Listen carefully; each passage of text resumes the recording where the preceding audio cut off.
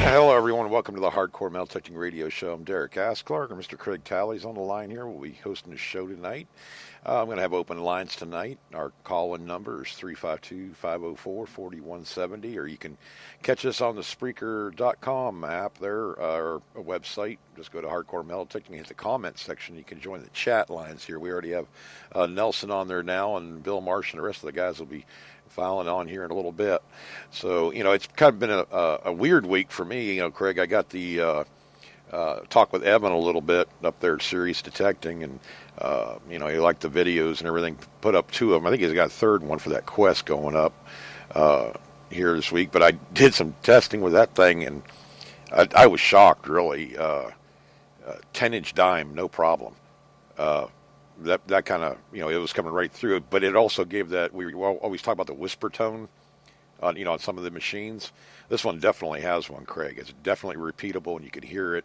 I could even hear it over the footage, but it was noticeably quieter compared to the 8-inch dime.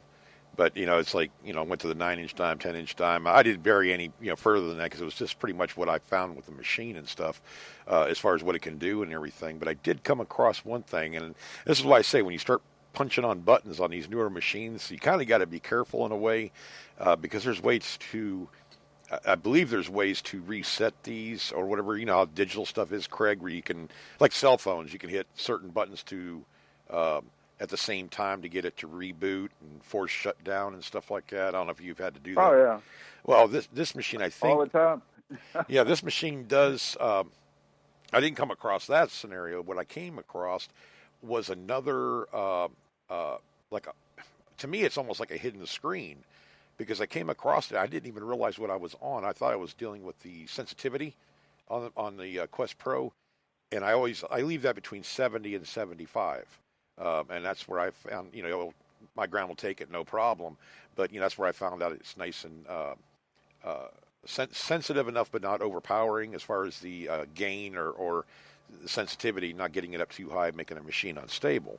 So I felt like, 70 or 75 was good. Well, I was trying to set the, go from coin mode to personal mode. Like they have these extra areas where you can set your own settings up. So, jewelry mode and I think it has a coin mode, a gold mode, a beach mode, a catch mode, and then it has two extra modes that you can set up just for yourself and get away from the presets and everything.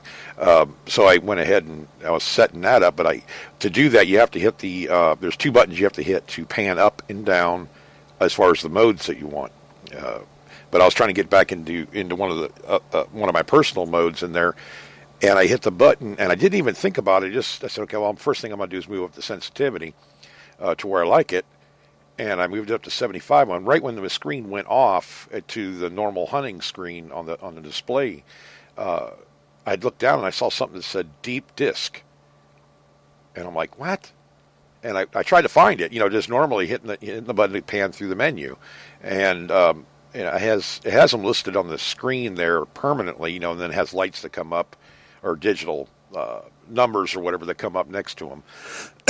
And you can adjust stuff like your what you want, your discrimination parameters and stuff like that. If you want the sounds to cut out at a certain time, like 50 and 60, and then you want the other ones, the higher tones, to take over after that, you can adjust those. But I'm thinking I hit the ground balance button to pump the coil up and down, and I hit the menu button at the same time. I believe that's what I did. And deep disc discrimination, in other words, the screen come up, and it was on 75, where it was reading that, and that's where thought I was dealing with the sensitivity, but I don't know where the stupid thing was when I started. And it's like a different, it's a different setting. It's a setting that they don't even list. And I kept on thinking, well, on the Bliss tool, depth discrimination, but this says deep disc. So I don't know. I may be dealing with something extra on this machine that I didn't even know about. It actually has two ways. You can have a manual ground balance, and you have regular discrimination. But you also, it's kind of like with the Bliss tool with the disc level and disc depth. So yeah, I mean, I think I've come across something. And I got back to it today, but I didn't have any time to test it out.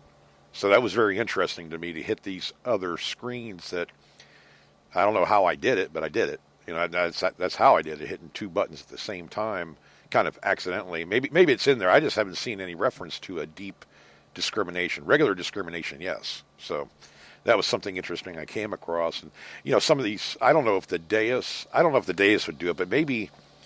And I'm not saying to go out and start punching buttons on your machines, but I guess Craig look through. I'm trying to remember the name of the forum there for more of the guys that are more technically technical terms and stuff and working on machines.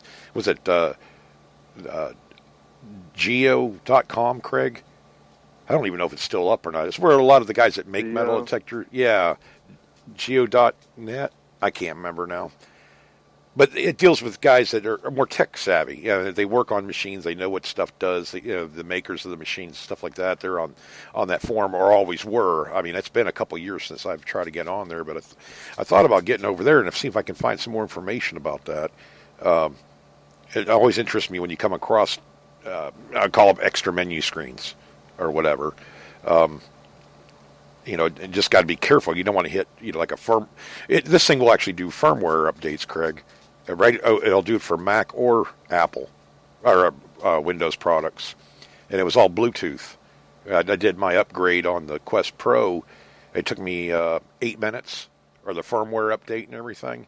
And you could download the app on your iPhone or on your Android phone to do this, but you can actually make adjustments on the machine in your phone. But it has all the mapping. It's like an app that you get that maps out the area, aerial views or whatever. And if you find stuff that has the geolocate, I guess is what you want to call it, where you can actually, it'll put dots on the map where you find stuff. I don't know if I'd ever use that or not, because I don't know. I'm not that far into it, except if you're doing kind of like an investigation hunt for somebody, like on their property. I think that would come in pretty neat, and I think they would probably get a charge out of that if you, trying to, show them that, you could do a good job, find whatever, was on there and show them where it was found at. I thought that'd be kind of neat to give a homeowner maybe that was a little bit more, not wanting people on their property as a gift kind of thing. I thought that'd be kind of neat for somebody to do, or, you have the ability to do it anyways, but that's probably the only time I'd use that software. But there's other stuff in there too. And it was so easy through the manual to get, to do that upgrade. Craig, I remember the problems you were having with the Deus, not really with Deus, but because you use Apple products, you couldn't do the upgrade. You had to go to somebody with Windows or PC. And that happened. Well, actually, I did it on my Mac, but I had to get two programs to do it. Oh, okay. To switch it over. Right. I just thought it was, you could use that information, or that I guess you call it bells and whistles, but it's a good one to maybe help you out with. Or help somebody out with their hunt or what have you, because you can put other information in there too, for like a newer hunter, if they're, wanting to know their, how deep the average item is and everything. I think there's spots on there where you can enter that information through your app on your phone. It's kind of like going really, amping up the activity as far as what you have to do, what you want to do as far as, metal detecting and trying to keep information on stuff. But, even the guys that are more experienced out there that go to some of these properties may want that. I mean, you, Craig, I know you keep pretty much a metal detecting diary kind of thing where you found stuff, and the area like Breastplate Hill or the trenches or whatever you have, pretty much what you found there and listed and stuff like that. I know a lot of guys do that. In the beginning, I would just throw stuff in a. Like if I had bullets, I'd throw them in a bottle or a can or something, and then right. I got to thinking after a while, and I thought, I'm going to start putting everything I find in one box from that one area. Right. And so that's what I started doing. I started, basically getting cases and putting, the stuff that I found from each site in one place. Yeah.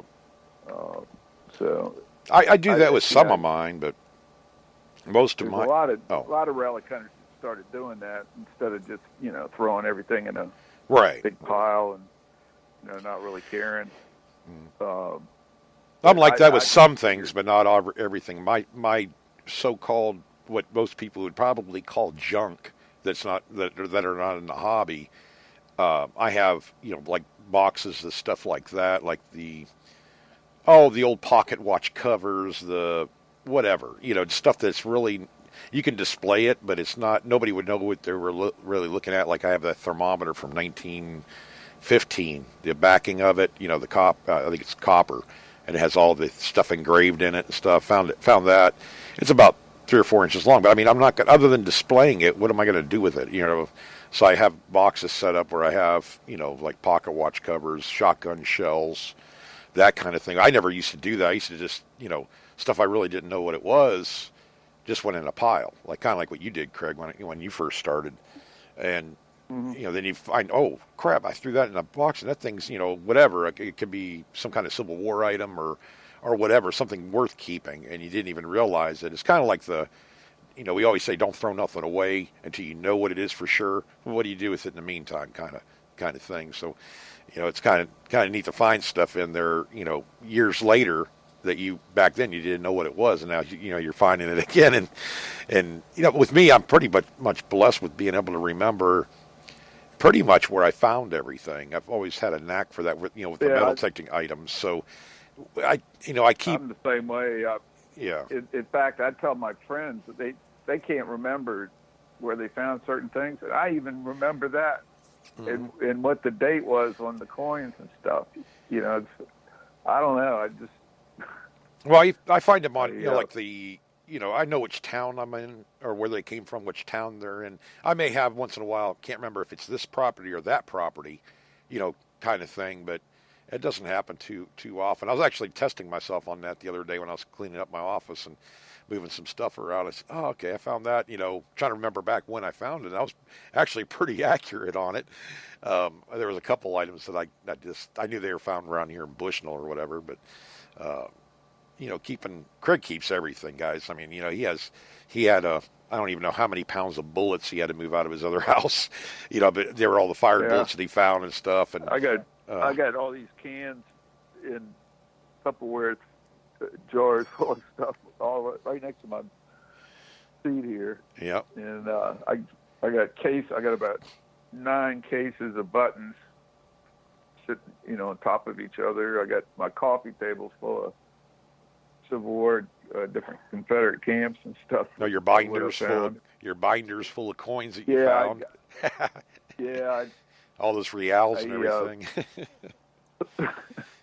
Well, guys, you have to understand too. Craig finds he's been hunting for so long that some of the stuff he was pulling out when I was up there. Me and my wife Pauline went up and went to a hunt and everything, and we visited Craig for couple days, and we were sitting around talking at Craig's house, and Craig's, well, this is what I found here, and and he has this stuff on his coffee table in his old house, and I just thought it was the neatest thing, because a lot of this stuff, the chances of me finding it, where I'm at are slim to none. So I was kind of in heaven there, just flipping through the pages, looking at all these reals and large cents and buttons, and it was pretty impressive, Craig. I mean, I guess you do find maybe 2 or 3 things in 30 years, right? So. Yeah, it was back then, when I first started, it was quantity, God, you could go in places and, just, you didn't dig very deep, but, there was so much stuff in in a lot of these places, a lot of the other relic hunters had given up on it because they couldn't find plates. But you could find bullets and buttons. And it got so where over the years, the amount of bullets you found diminished, and the buttons actually picked up. I started digging more buttons, more eagle buttons than I did bullets a lot of times. Right. Because, the bullets were easy targets compared to a button. Right. So, you could dig a bullet pretty deep, but a lot of machines couldn't dig a button as deep. Mm-hmm. I know I'm going to have a nightmare here while we're talking about, trying to get another place to put on this property, because we're living in a small, mobile that was here when we bought the place. And, Pauline was every, so often, week or 2 weeks, she's pulling stuff out. Well, I found this, and it's a shotgun shell. Because I'll go out in the yard and horse around like you do, Craig, and see what I can find. Oh, you got casing in your pocket, and here's some, I don't know what they are, some kind of coins, but they're so dirty. Because I'll just go out in the yard and start, if I have, 20 minutes, I'll sit there and metal detect in the yard or whatever, just for the fun of it. And then she starts pulling out all the, different parts and stuff that, when I was working on Bliss Tool, I have, a bracket here or a bracket there. She goes, you got to get this stuff back out of your office. Because I'll come in the house, like on, real hot days, or if it's raining outside, I'll work on something in the house here just to, do whatever. And then I forget to take it outside because I'm the worst about it, back out to the office there. But we're talking about getting a place out here, and I'm thinking to myself, God, what a nightmare trying to, I've moved many times in my life, but trying to move an entire house, contents and everything else back into a new house or whatever, it's going to be I'm sure a pain for a little while. But I told her, I said, I want to get a bigger place here. We live in a very small mobile home, so it's kind of like we don't have room, so it's you get kind of feeling cluttered, if you know what I mean, Craig. You get rooms that, you have good stuff, but you just can't, there's no place to put it type thing. So yeah, I figure, we got to do something because it's, I need it, or, an actually indoor room or something like that. And she needs one also to do a lot of the work that she does. So we're kind of thinking about upgrading something, and hopefully I'll find a lot of the stuff I can't find now. A lot of my metal detecting stuff. I found some old shovels I had out in the pole barn type thing, and they're from 8 years ago, but they're still good. I make shovels, I make this, I make that, and for metal detecting, when you're trying to make equipment or whatever accessories that I can use when I'm out in the field that you can't just buy. You got they're kind of specially made. I told her, I said, man, I should start make a video of these things because I got all kinds of different designs and everything else. Even have a plugging tool where you made it out of stainless steel pipe, but you actually, back when I first started, thought, oh, this would be the greatest thing. Just step on this and push it into the ground, and you pull it back out, and there's a perfect plug. Not realizing that, in doing that, you're not doing a 3-sided plug, so the grass is probably going to die right in that area if you have to really destroy that plug a lot. So, yeah, just little items I made and stuff that seem to work pretty good. Sometimes they're not, feasible in all situations. But, yeah, so I'm looking forward to going through my mess everywhere, right? Kind of like what you did going up to your new house, Craig. You were pulling stuff out of everywhere. Oh, my God. Yeah, mess. I started seeing things that I'd kept over the years, and I'm like, why the hell did I keep that? Yeah. I started thinking, don't really need that. I started throwing. I had like tons of square nails and stuff. I just ended up throwing most of them away. Mm-hmm. But I just had too much stuff. My right foot is still feeling it from going up and down the steps. Carrying, I was carrying like 2 or 3 coffee cans full of bullets at a time. Yeah, you could drop them on your toe, Craig, so you got shot again by a Civil War bullet. Drop them on your foot. That's like when I came here, I just, instead of taking them upstairs, put all the bullets down here. I just hid them behind my chair and all the. Use them as door stops. There you go, door stops. I almost have like 15, 20 cans and bottles full of stuff. Mm-hmm. Yeah, I guess your Civil War door stops. That's what you call them. You put them right here by your doors inside. Well, there's one lady for years. I think was it a chunk of gold or something like that? It was years ago when I heard about that. They've been using it as a door stop for, I don't know, as long as the lady could remember. She was an older lady, I believe, and it was a chunk of gold. Somebody had painted it, or I don't know what the heck the story was. It's been a while ago, but yeah, they were using it as a doorstop in this old Victorian house or whatever. And I'm like, okay, yeah, you didn't even know what they had until somebody found it, I guess, or figured out what it was. Golden doorstop, but yeah. So these settings and stuff on these detectors. They vary between the manufacturers, what they're called. That's one of the things that I dealt with, that FinCEN adjustment on the Quest. It's actually pretty neat, Craig. You go over it normal when you're scanning the ground, and you can hear that high pitch, like a signal in there that's good. But then you have a lot of iron signals around it. When you hit this FinSyn and turn it on this Quest Pro, it almost amplifies the iron a little bit, or you can hear more of the iron, but the non-ferrous item, coin, button, whatever it might be, you could actually hear it better. Now, you wouldn't want to hunt with that setting, like continually hunt, because the chattiness would probably drive you crazy. But I watched it in a couple of videos too. They said some of the guys were saying it amplified the. They thought it would amplify the non-ferrous, but actually they made more of the ferrous material, the iron, almost separate it somehow. Sound better, but the non-ferrous signal is coming through in a different way, but you can notice it more. A very interesting adjustment. I don't know what that would have been called on other detectors. I haven't seen that a lot on other detectors. Maybe it's called something different, and I just haven't had a detector with that on there. So, but yeah, it's interesting settings on this detector for me anyway, and it seems to improve quite a bit. The depth and stuff. I need to figure out that deep discrimination on that Quest Pro. I think there might be something there that we can work with a little bit more. And I think the Quest 40 has it too, Craig. I'm going to try to send that detector up to you here in the next week or so, just so you can play with it for a while, see what you think of it. I was pretty impressed with that one too, just for what it is. But I just kind of serious, because I know you and Mike have pounded that yard to death. I just wanted to see if this, I'm not going to even begin to think that Quest 40 can get deeper than the Deus or the Bliss tool or anything, but I wanted to see with a smaller coil on there, the target separation, because you deal with a lot of iron there, to see if maybe, you can adjust this thing to squeak out, when you squeak out 4 or 5 more good targets.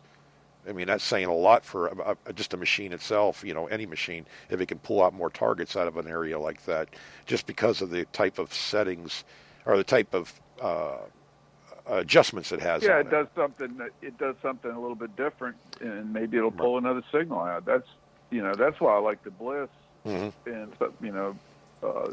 somewhat with the Deus too, because you can set the frequencies different.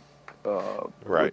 With the Deus, but with the Bliss, I can do all kinds of different things with that. Well, to try to bring another signal through, and sometimes I'm to the point now. If I even hear a fairly good size hit on iron, I dig it. Because I'm looking, to find some shells and stuff. The other pieces to this too, at least. And it could be, you never know. I mean, it could be really deep in the ground too. Well, I got another thing to tell you about that too, Craig. With that Quest Pro, go right through a hot rock and get a quarter or a bullet. Ground bounce through the hot rock, like I do with the Bliss tool.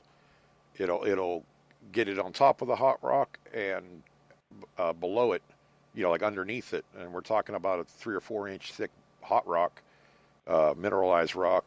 I even did it with mineralized soil from Culpeper and the little hot rocks. I just grabbed a bunch of them, threw them in this container, and did it through there too. So yeah, I mean, it definitely, the Quest 40 will do it. It's subtle. You can hear it. I mean, definitely with this Pro, I just went to another screen they had for mineralization, and when I went over the hot rock, it was making a chatty, repeatable chatty, kind of like it normally does on a hot rock, mineralized rock, what have you. And when I ground bounced to the hot rock, I used ground bouncing at 49 normally on our ground down here, but when I ground bounced on a hot rock, it got up to like 68 or something on the manual ground bounce. But yeah, man, right through the thing. I actually could lift the coil off of the hot rock a good 9-10 inches above it, and it was still getting it. So that's because there's not very many VLFs out there that can actually do that. Maybe some of the newer detectors. I don't know if those guys have tried it with the Max or the Equinox. Maybe I don't know if the Deus won't do it, will it, Craig? I don't know if you've ever tried it with the Deus to try to ground bounce out to a rock, hot rock. I haven't tried to do it, but I know the Deus is picking up you know, it'll pick up hot rocks. I can kind of tell it's a really weird sound, Mm-hmm. but it's a high pitch. You know, it's kind of a high tone. Can you ground balance that Deus to a hot rock? You like a I manual? haven't tried, but I'm sure you can. Yeah. Yeah, I mean, I'd be interested to see that because it's very difficult. At least what I've seen over the years. I mean, some of the detectors can get a non-ferrous item on top of a hot rock through ground balancing, but I've never, other than the Bliss tool, I've never seen one go right through. But then again, Ahmed did that with a U.S. quarter through 25 inches of mineralized rock, that outcropping, and a gold frank too. So, I expected out of that machine, but I didn't expect it out of the Quest Pro. I mean, it was a nice surprise. I was like, okay, wow. It might be. I'm starting to really like this machine. It's starting to look like it has a lot of promise. Now I don't even begin to think that I'm getting the depth, that I am with the Bliss. But it's definitely a pleasant surprise to be able to feel like I covered an area well enough. I'm going to go back out to the Tollbridge property, and I'm going to take the V6 out with me, and I'm going to try to hit at least. I'm going to start off with one area that I know I hit thoroughly. With the Quest Pro to see if there's anything deeper. I figured right there it has to be deeper than what I'm getting. Now I was digging stuff 7 and 8 inches down, no problem at all. Some stuff 9 or 10 with the Quest Pro, like shotgun shells and stuff. So I hit it pretty good. I'm using the big coil too. But yeah, I'm just interested to see what the if I missed anything, number one, but, quantity-wise, I figure if I took a 20 by 20 area that I know I did well with the Quest Pro and hit it hard, hey, let's see what else I can find in there. So it just kind of give it a little comparison. Because I think this machine is going to be really good on target separation for some reason. It's just very quick recovery delay and everything. And I haven't figured out how to adjust that any better. Craig, it's almost kind of permanent on that machine. And it'll say it in the manual too that the jewelry mode is a very high recovery speed, coin is a medium recovery speed, and then you get into like gold prospecting is medium, or you can make that low, I guess. So it was different not to have the recovery delay adjustment separate from everything else, like you would a volume knob or whatever, or a button, to be able to adjust it separately. But on this machine, it doesn't really seem like you have to. I kind of did some testing over there on the recovery delay tests that I do, and I didn't notice a whole lot of difference in the medium and high. And I think there's a low. I want to say that's for gold catch hunting or catch hunting, because it's going to be a really, really deep item. And, the recovery delay would be lower, I would think, on a very deep item to, get as much depth as you can. I think that's the only place that it has that adjustment that low. But yeah, crazy fast recovery delay. So, and I think a lot of the machines are turning into that too. I know the Equinox has a really fast recovery delay too. I saw that in some of the videos, the way they were doing their tests and stuff. Of course, the Deus is quick anyway, so it's nice to see that a lot of them are getting that faster. It's slowing it down. You're actually being able to let the machine get deeper, but you got to move slower with the machine. For those of you that didn't know, it also quickens the time you lose one target and pick up another one. But yeah, if you mess with the recovery delay the wrong way, you're actually hindering yourself if you're working too fast for the machine to get the signal back to it on a deeper items. So I just baffled you with a bunch of stuff, didn't I, Craig? So, but anyways, that was my adventure for the couple of days. I've been messing with the detector a little bit and finding out some more stuff about it. But Craig, you mentioned a couple things before the show. Kind of neat things, I think. The guy in the Philippines. That was. Why don't you tell him about that? Because I thought it was an interesting story. Yeah, I got this guy messaged me. He friended me, and then he messaged me and asked me, that if I had any experience in treasure hunting, and I said, well, I'm a relic hunter for 32 years. And so he goes, he said that he was at his think his in-laws' house, and he had a stopped-up sewer or something, and he ended up having to replace the septic tank. And it's under the house, I guess. And when he was digging, they hit this concrete wall, and it was like this, squared off, 2 to 4 feet thick concrete going down, and they ended up digging into this thing, and they estimated it being at least 50 meters deep. Yeah. And Deep. so anyway, he said that, and I was thinking it was some kind of scam or something, at first, but the guy said that they got down, I guess about 30 meters, and he hit gravel. And then they went down another 20 or 30 meters, and they hit this big pile of leaves. He said it was like, I don't know, 2 to 4 feet deep in leaves. And and then they got into more dirt, and they got down to found all this wood. And I guess they got to one point, and it was, I guess there was 2 side tunnels or something, or one tunnel went down and then one tunnel went to the river. Right. And so I guess they found that this tunnel continued into the river or something, because they started going down, had divers going down in this thing. Jeez. And he said, they got to a certain point, and he was afraid, it was so dangerous that he didn't want to, endanger the people, but anyways, he started talking about this Japanese gold, and he wanted to know what I thought, and why would they bury it so deep? And yeah, I don't know. he had some other weird questions about, why would they do this? And so I basically told the guy, I said, I've heard a lot of stories over the years about Japanese gold. And in fact, when I first started metal detecting, I never heard about it until I first started metal detecting. And I had an ad in the phone book for detectors, selling detectors. And so I would get calls from people, and a couple times it was from people from the Philippines, and they were asking about how deep can you find gold? And I'm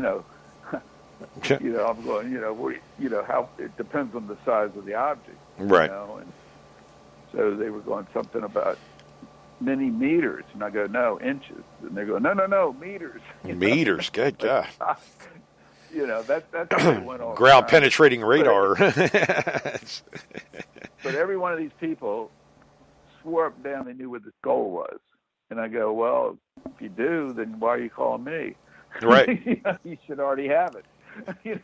I mean, come on.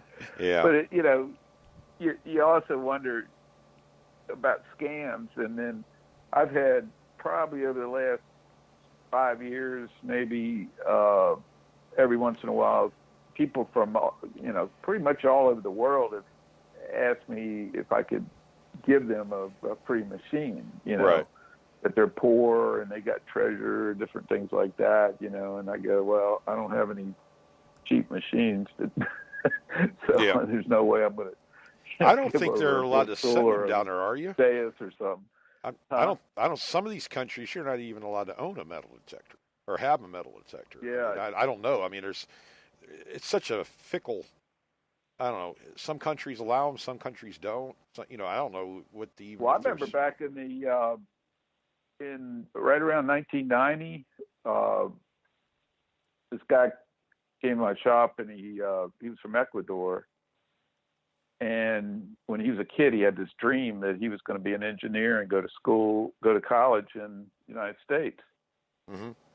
And so he told the priest at the village, and they made it happen. Huh. And he ended up getting a degree and everything. so, but he said when he was a kid, that they had all these, it was mountainous. Ecuador is very mountainous, and part of it's a paradise, part of it's a jungle, and part of it's way up in the mountains. Yeah. But he said there's a lot of gold there, and he found a nugget. It sounds like it was as big as a golf ball, from what he was telling me. And he said the older boys stole it from him. Right. And they ended up getting it stolen by the people that ran the village. So, but anyway, he said there's got to be more there, And so I ended up selling the guy Tesoro El Dorado, and I guess he. So anyway, he said it's illegal to take the machine in the country, and so he took it all apart and used the when the customs said, "What is this?" coil, and he goes, "Oh, it's a frisbee, and you in that wire you swing it around your head and then swing it out." And they go, "Oh, okay." And then they go, "Well, what's this box?" And he goes, "Oh, that's a radio." Mm-hmm. And then he had the armrest and everything. He had it like he was hurt, like his leg was hurt, and he was using it as a cane. Oh my God! He came back about a year later and was telling me he hadn't found gold, but he found all kinds of silver coins and stuff. Mm-hmm. And but I thought that was funny. And he said, he smuggled it into the country and not supposed to have them. But he said, he said he was out in some place and three guys walked up and they got all startled because they saw him, and then they saw the machine. He had a machine. They all three had machines, and they all laughed. But, that'd have been a good point for a joke. Hey, buddy, I'm gonna have to tell you, you guys have to give up your metal detectors. You're not supposed to have them. I don't think it would work. He's collecting metal detectors. It's funny, you got these poor countries in middle of nowhere, and they all know about metal detectors. Right. They want one because they know that there's stuff there. Isn't Turkey like that too? Peru. Yeah, Peru is one. Oh my God, you can't have them. You can't take a metal detector to Turkey, and yet they got all these companies over there making them. Yeah, well, I think Greece is the same way. I think. Isn't Greece? Well, they're kind of working. They're working out of Ukraine, I believe, which is the next country over, which used to be Russia.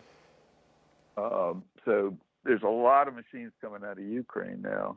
Yeah, I wasn't sure about Greece because I had a friend that he's actually sitting in Greece right now. He went over there for 2 weeks to visit family, and he said, "Well, you should send one." I said, "I'd love to send a detector with you, but I don't know the laws over there. You don't want to be in a foreign country with something you're not supposed to have and try to fly it in. I don't know what the, it was like a day before he was leaving, so it was kind of like the last minute thing. But I'm like, I don't want to get you into any trouble, brother. I'm not gonna, maybe next time you go over there."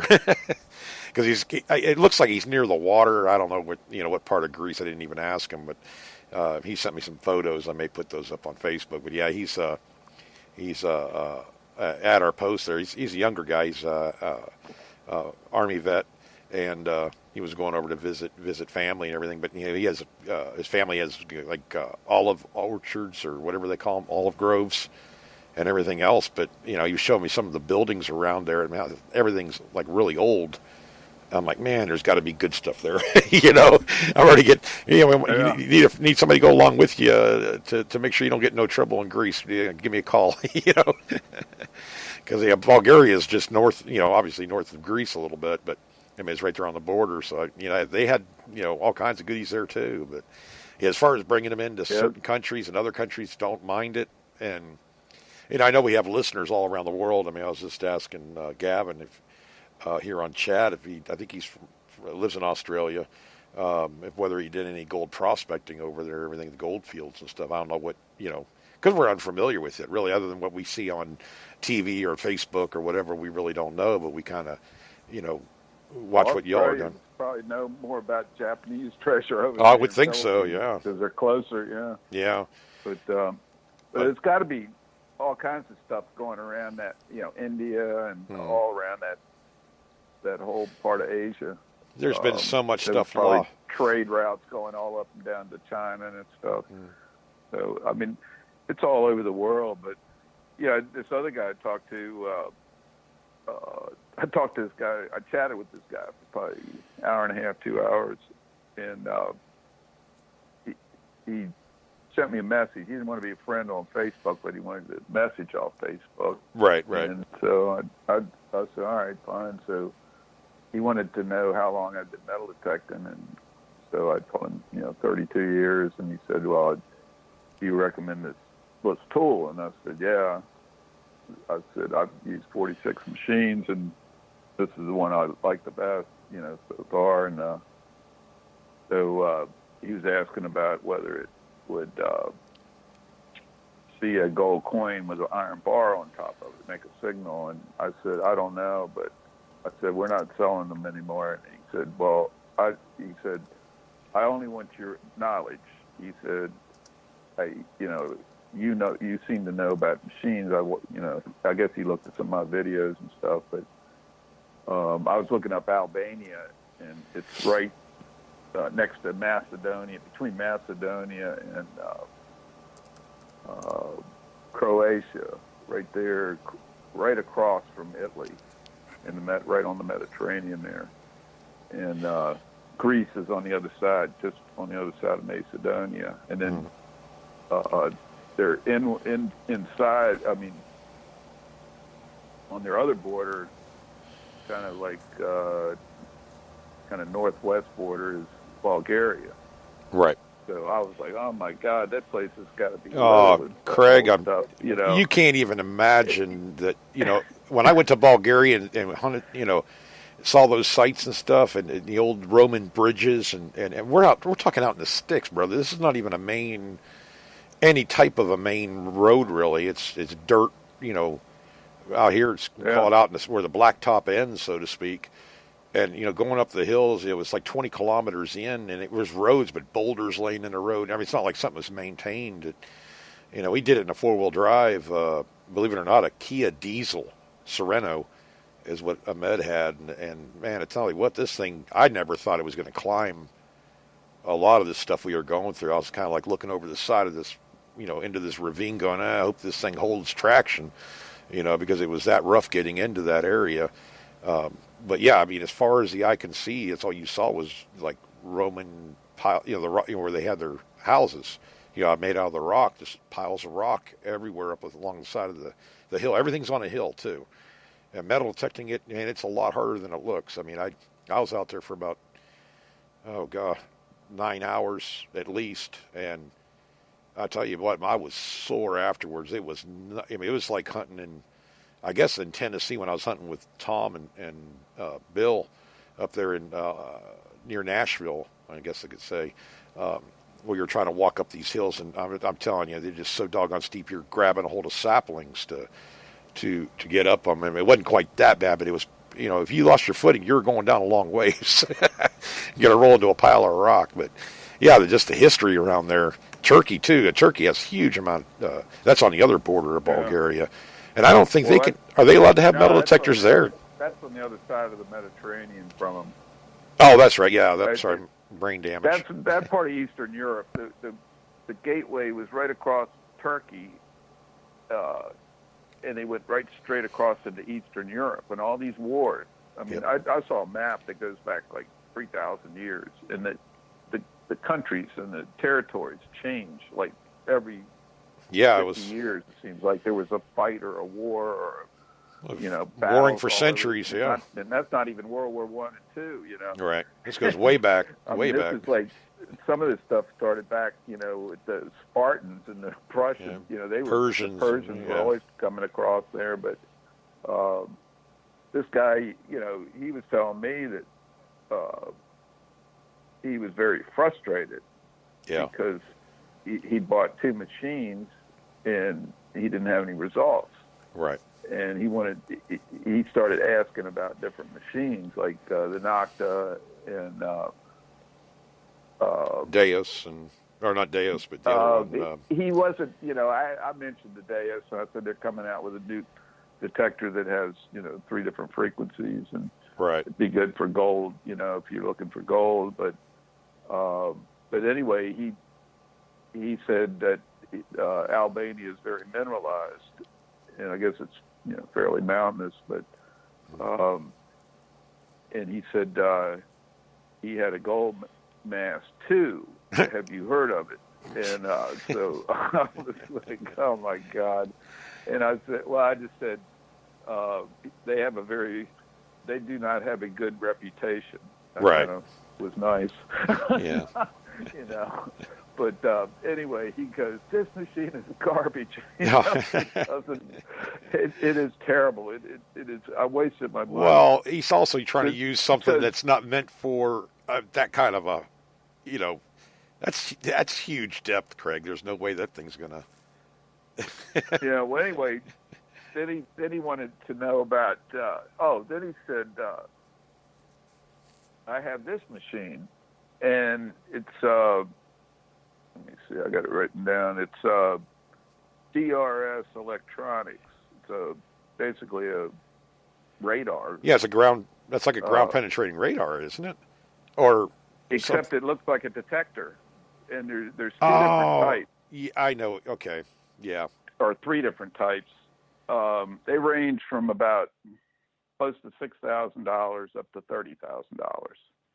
Yeah, and they have like a tablet on it as a screen. It's like almost like a iPad Mini, maybe.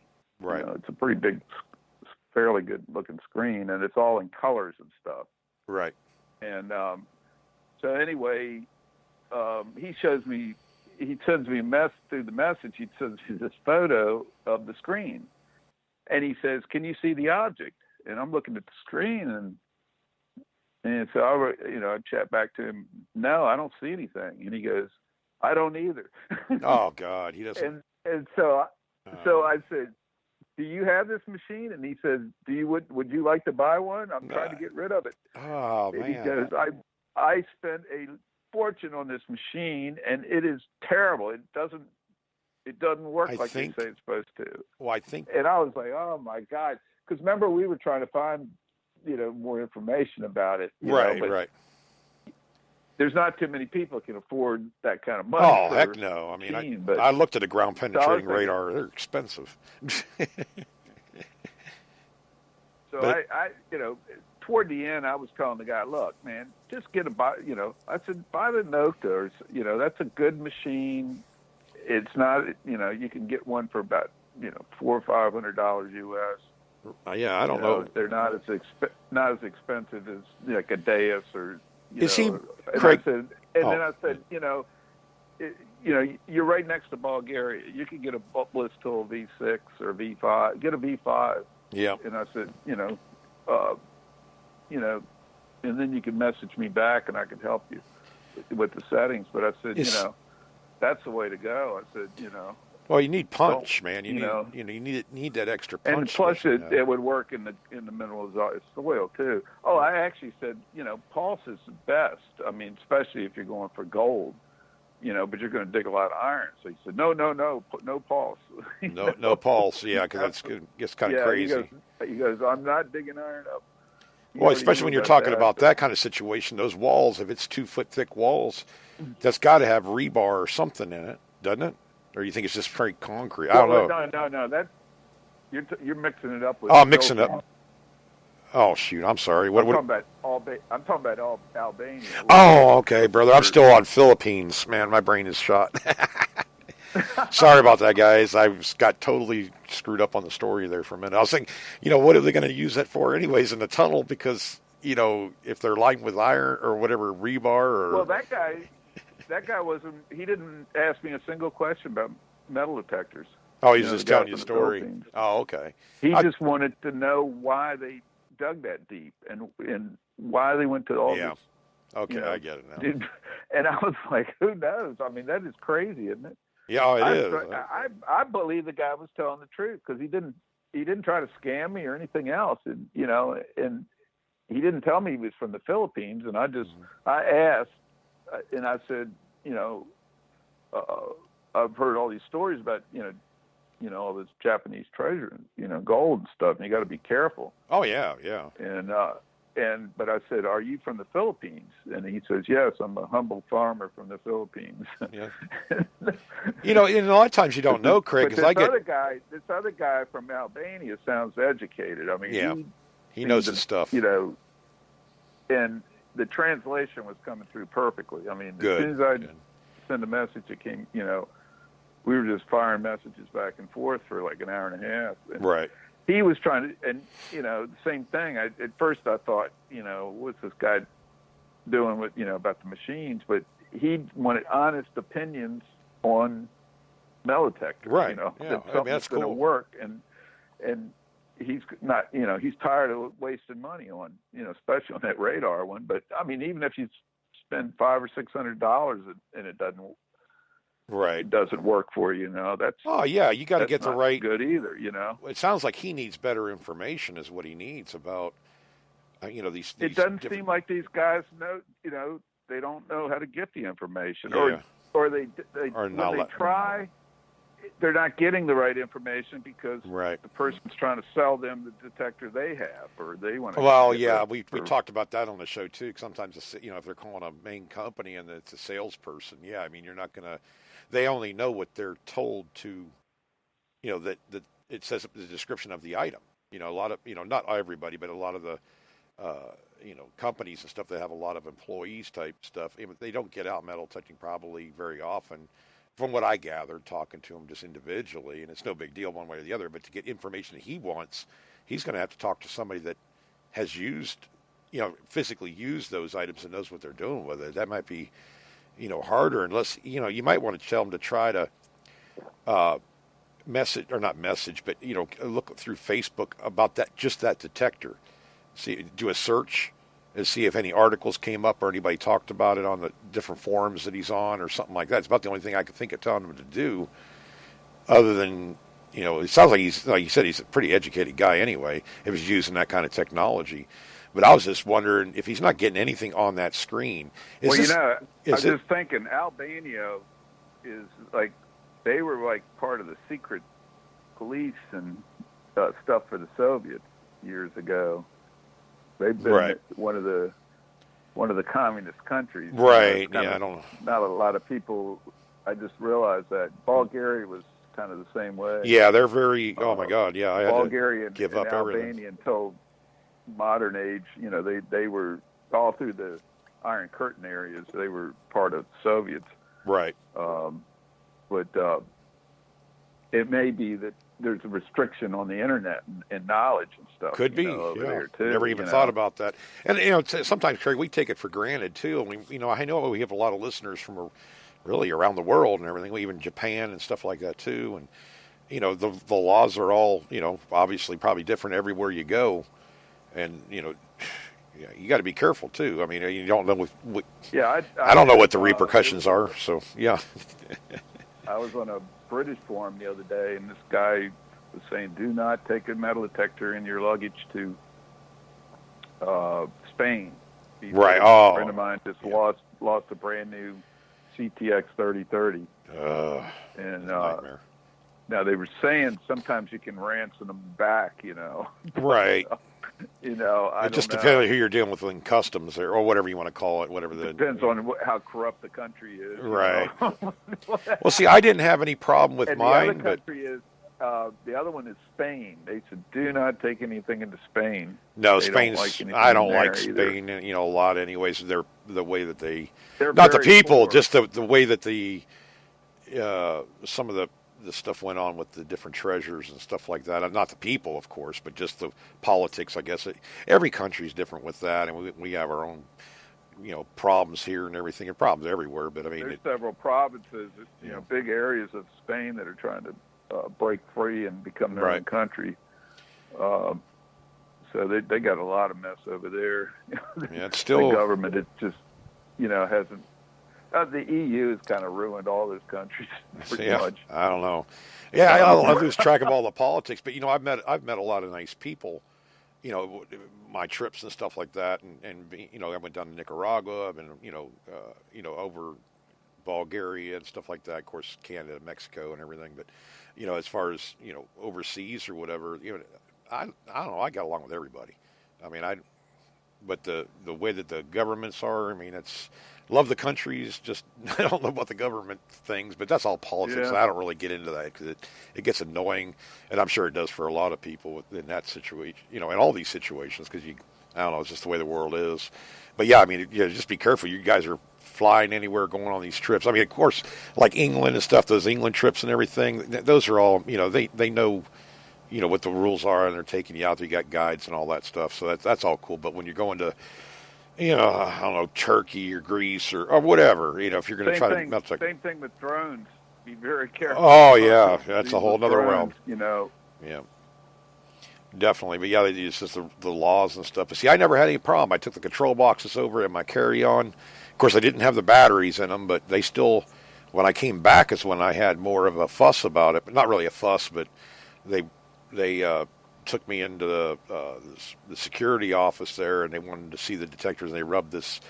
It's a smell test, I guess, what it is, to see if there's any bomb-making kind of. It could pick it up. They rubbed this paper or whatever on it, run it through this machine, and it tells them if there's any like bomb-making material, whatever. I don't know. That's the only thing they did with me, and with the detectors that I had brought back in my carry-on. And they said, "Well, no problem. We just got to do that." But that was also Heathrow, or is it Heathrow? Yeah, they're in England. It's not really a big deal. But like going into these other countries, you're never going to make it through the checkpoint, put away your passport check. They're going to see a metal detector. It might give you a lot more problems that way. So just make sure you know what the laws are. I know, too, a lot of the guys on well, you probably could figure this out too, Craig. I would think you'd just be able to message somebody in one of those countries that's on Facebook. I mean, a lot of us, I get a lot of people from like South America and stuff like that. So if I ever go down there again, I'm going to a certain area, I'd definitely get in contact with them. One thing, a lot of these British guys, like when they go on vacation, they want to go to like right along the coast there near Spain and different places. I can't remember. There's a couple really good beach resorts where all the rich people go, and they just, they're finding gold rings, and that's where I saw that one of those guys using one of those scuba detectors. Mm-hmm. The little short one. Yeah. It's orange, I guess. Yeah. Oh, you mean the one? Yeah. Good. Yeah, and he was just diving down using that, and he said that thing fit right in his suitcase and didn't look like a detector. Right. So, it was a perfect thing to use. I'm going to get one of those, I think, just to do some testing with it. I think that thing is cool as heck. That it's a Quest or Detechnix, whatever, scuba. I guess it's like a pinpointer, but it has like a 4-inch coil, a 3-inch coil on it. It's for underwater detecting. Mm-hmm. Like I was kind of telling them, but yeah, this thing is pretty cool. I'm gonna try to see if I can get my hands on one of those just to see, because that'd be great for like if you hut sites or anything in that situation. You could, dig a hole. Remember you and I can't remember who you were hunting with, but you had that pit dug, and you guys found all those bullets and stuff like that. That'd be perfect for that because you can climb right down in there and go over the sidewalls. It'd have to be able to get a dime at least, dime-sized target at least 6 inches away, because I know the Detechnix pinpointer I have will get it at 4. And that's just a regular pinpointer. So I would think something with a coil would get deeper. There's a pulse, too. So, you probably dig some nails. But I thought it'd be great for that. And, a lot of times, too, that product right there I think would be pretty cool. And, if you're doing any building or if you're a cabinet maker or anything like that using used wood, rustic wood like, that thing would be great for finding nails. You don't want to hit a planer, run a board through a planer with a nail in it. And it's multiple use. In other words, there's a lot of uses for an item like that. I think that's why I want to get my hands on one, because see what else it can be used for. Because I'm all about multi-purposing tools, so I can get a job done or something, doing something different. But yeah, this thing's pretty nifty. I see a lot of them. I'm coming down to Florida, on the West Coast or East Coast or whatever. I'd love to be able to hunt with some of these guys, but making a 70-mile trip and trying to hunt on the East Coast for me is a little more difficult or more time consuming. West Coast isn't so bad, but I know Mike's hunting with several guys on Clearwater Beach, St. Pete Beach, because that's kind of like a tourist trap down there as far as, the people from out of the country and stuff. I meet a lot of people from the UK there. They go to, matter of fact, one of the hotels I was staying at down there when we were on vacation, I think there was 6 families from the UK area. I don't know what towns or whatever. but they were enjoying life over here and just enjoying all the sights and everything. But a couple of the guys metal detected, and so I let him use one of my metal detectors just so because he didn't bring his with him. But yeah, they a lot of vacationers come here too, but they're not going to find. They'll find stuff. I mean, obviously these beaches have stuff in them, a lot of people on them, but it can be slim pickings when you talk about all the guys guys and gals that go down there and detect during the week. Those beaches are usually at least 5 hunters on them anyways every day of the week. So, but yeah, I went to shoot, see if I can stop coughing now. I'm still dealing with allergies, Craig, like crazy. Pauline is too. I don't know what this stuff is. It's been months and months of this. It goes away and it comes right back, and it's not a virus or nothing, and it's not flu or virus or anything. They've already tested me for all that, but they're telling me it's allergies, and it just my voice hasn't been right for months now. Trying to any kind of length of time talking or whatever. But it's been since probably December when we started having problems down here. A lot of people are. I don't know what the heck's going on. Whatever's blooming out here, we got weird stuff blooming everywhere. It seems like, or stuff we haven't seen for years. I think that's what's getting us more than anything else. Is just all these pollens haven't been out, as plentiful as they are after that storm blew, all those trees over and pretty much cleaned up the waterways too. All the silt and everything got washed. Matter of fact, the river is up right now. They opened up the dam, bringing the water level up higher. I don't know why they're doing that for the most part, other than we just been getting a lot of rain. But I think a lot of stuff got stirred up there, and we've been paying the price for it, boy. I tell you, at least I have. My wife. Yeah, we got a bumper crop of mosquitoes coming around now. I went outside. I had bug spray on. I'm still getting the bites. Well, you know what? The guy we had so much rain that they all breed in those little puddles. Yep. We've had rain for enough rain to keep them going for a couple months already. But my hat's off to the guy that does the mosquito spraying down here, because we actually have foggers that go by every so often, once every couple days or whatever, and he does it. They do it like in the morning, but I tell you what, Craig, I rarely ever get bit by a mosquito here, and we're not like in town or anything. We're kind of out in the sticks here, but and being so close to the river, I don't know. I've never really, maybe 4 times this year, been bitten by a mosquito out here. I have more problems with like the wasp and guinea wasp and stuff like that, the biting bugs more than anything else. But even they're not real bad, just the wasp and the mud daubers. But yeah, up there, it's funny, man. You would think Florida, being that, pretty much a wetland area, or where I'm at, or whatever, with the river and everything, we'd have tons of mosquitoes. But really, we don't. We're pretty blessed that way. And I've seen some of you guys up there. Jesus, man, they're getting. Who is it? The Hoover Boys or the Stealth Diggers getting eat alive? That's why I remember who we were watching. They had, just getting chewed up good. Yeah, I was watching these guys are getting those mayflies, and they were getting mosquitoes, and the Stealth Diggers are up in New Hampshire, and they're getting rain just like we were in Virginia. It's just they did a video today, and they were doing a yard from like the early 1800s, and it was actually a cellar hole there in the middle of the yard somewhere. But I don't know. It kept raining, and then 15 minutes later it stopped and it'd be blue sky, and then all of a sudden it'd come up and you could hear thunder, and they just kept hunting. Anyway, yeah, because it was about 90 degrees anyway out there, 85. I'll tell you one thing: even my dogs are getting. I think they got into. I don't know if it's. I'm almost thinking it is ant bites or something. I don't know. Little dots on Loki, but I had the same thing on my legs from that Shumac, the same kind of thing. I don't know whether he's getting into that, so I bought the barn killer. It's like, I don't know, Roundup on steroids, and I hit the property lines because I've had 2 ticks on me in the past month, and I don't know how I'm getting into them or where they're coming from, because the one day I was mowing, just a riding lawnmower, and I must be getting it from the side fence line. We've never had a tick problem here, but that's two that I found on me, and I found one on Loki. I don't know. It's just wet, the constant rain. It's getting back to normal down here, kind of like showers every day, but it's also drumming up a lot more ticks than I'm used to seeing around here. I can't even remember the last time before this that I've had more than one tick a year, to be honest with you. And I mean, I got chiggers up there in Tennessee and stuff. The chiggers got me or whatever, but don't have much problem with ticks, luckily. But I guess I'm gonna have to get that. Lyme's disease in every state. Yeah, that's what. Well, Pauline saw the one on my side. I think I say it's a month ago. Maybe it was more than a month ago. I can't remember time wise. But I had the one this few days ago on my back behind my knee.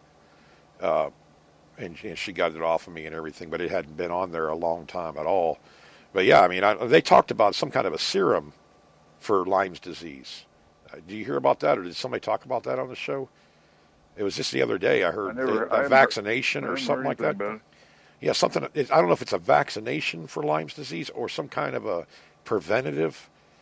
Look that up because I know that we have several people on the chat here and stuff. I know Bill deals with it, and Barbara, and this Lyme's disease is pretty vicious stuff, and it's expensive to fight or to get the antibiotics and everything. It's and I don't, they say it has to be on you for over 24 hours. I don't hold much faith to that because I think, if they got it or if they're giving it to you, they're, once they get in you, that's what I would think, made contact, and you would kind of end up with it, I would think, or at least a possibility. Nothing to mess with, that's for sure. I mean, we're pretty fortunate, Craig. I mean, but Bill also said too, he didn't know he had it until he went in and the doctor asked for that test.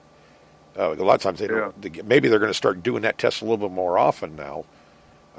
My brother may have had it, like 20 or 30 years ago, and he got it in New Jersey, and that was where it was first. I think it first was spotted. It was in New Jersey, but he doesn't know if he really had it or not. But he started having conjunctivitis in his eyes, and right. He had problems, almost like arthritis symptoms in his hands. And now you're scaring me, brother, because I got all that myself. He was in his 30s, but excuse me. Well, as sore as I get, I wonder. I probably just get tested myself for that. I told Bill I was going to do that. I'm sure it's got to be a regular test for Lyme's. I don't know how much it costs, but it's worth getting. I do have a lot. I'm only 48, and I have so much arthritis problems and soreness. I don't know. Maybe it's from something like that. I hope not. Don't want to deal getting with that old. part. Yeah, it ain't for sissies. Nope. You said. I told them that at the post, and they laughed their butts off about that. Getting old ain't for sissies. And they all looked at me. So my friend told me that. So yeah, it's my great aunt who lived to be 100 years old. Mm-hmm. She was still had her mind and everything when but she was pretty feisty. But she said, "Getting old ain't for sissies." Well, I was. Even when I'm out, detecting and stuff like that, when I get into a mode, I do too much, is what it is. You got to know your limit, and I push that limit right to the edge, and I did that the other day, and, we talk about the heat stroke and stuff, and, I was out yesterday just doing some pressure washing, over at the post and everything, but, Craig, I probably went through, I don't know, 2 of those 44-ounce glasses of water, like you get at the gas station, the foam cups. And I filled that with ice, and I was putting water in it. Man, I got so hot. I started getting dizzy and everything else. I'm like, this is crazy. I'm out in this all the time. Then I come home and found out the heat index went through the roof. The humidity was 100%. And I'm out there for 5 hours in the sunlight. Yeah. So, but I was drinking plenty of water. You get to know the point where you're, you got to know your limit. When I start feeling a certain way, or if one of the biggest things is when you're drinking so much water, your stomach. It gets to the point where you can't drink enough. Right. You lost so much, and a lot of it, you lose the minerals too. Right. Exactly. Kind of affects your pH.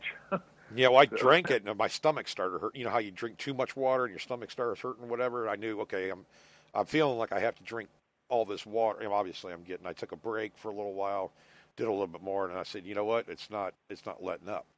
So I just stopped everything and loaded everything up and sat there for 15, 20 minutes, just get my bearings a little bit. But you don't even, and I'm used to it. I mean, so I can imagine, uh, some of the people around here were saying they're just starting to come back down to Florida here in the next. Well, we have a couple back already, but they were saying how much harder it is for them to breathe right now, especially before yeah, these storms. It's so heavy that you walk outside and you just got to be really determined.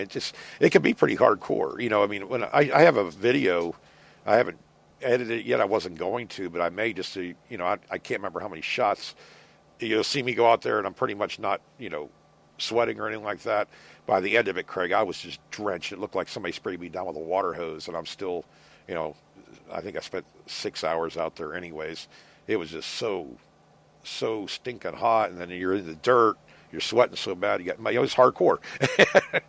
I came back. The only part that me that was dry was from my knees down was dry. Everything else was like I just took my shirt and dunked it in a bucket of water and put it back on.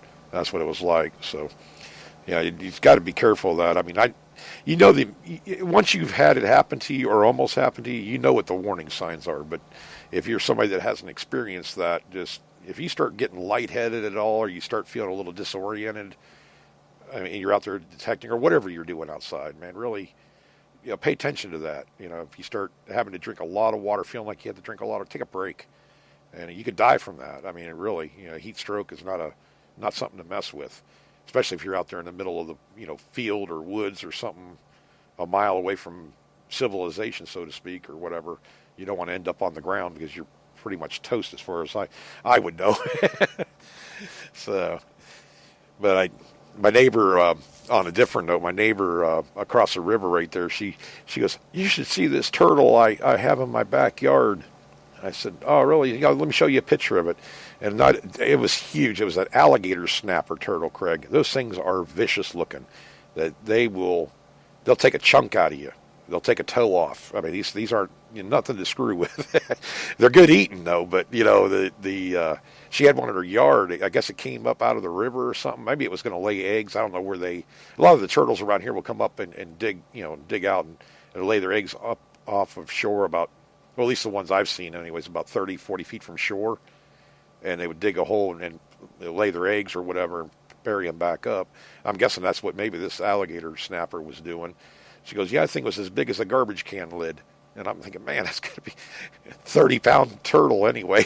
So, but she took pictures of it. It had a big old intimidating beak on it. That they're not nice. There was a video I watched. I think it was just alligator snapping turtle, but the guy was going to show us how he what damage it will do, and he was going to use himself as a chew toy, so to speak. But he had super glued a dowel rod right on not the palm of his hand, but the edge, like where you would karate chop something.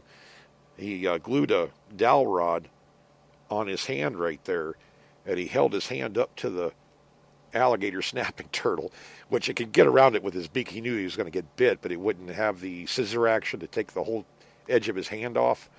Well, that all worked real good until the thing bit, and it bit to the side of where the dowel rod was, and it had a hold of. He's screaming bloody murder. It had to hurt, Craig. I mean, this thing had a hold of him good, and they had to They tried water at first, and it just bit harder. It wouldn't let go of him. That was the problem.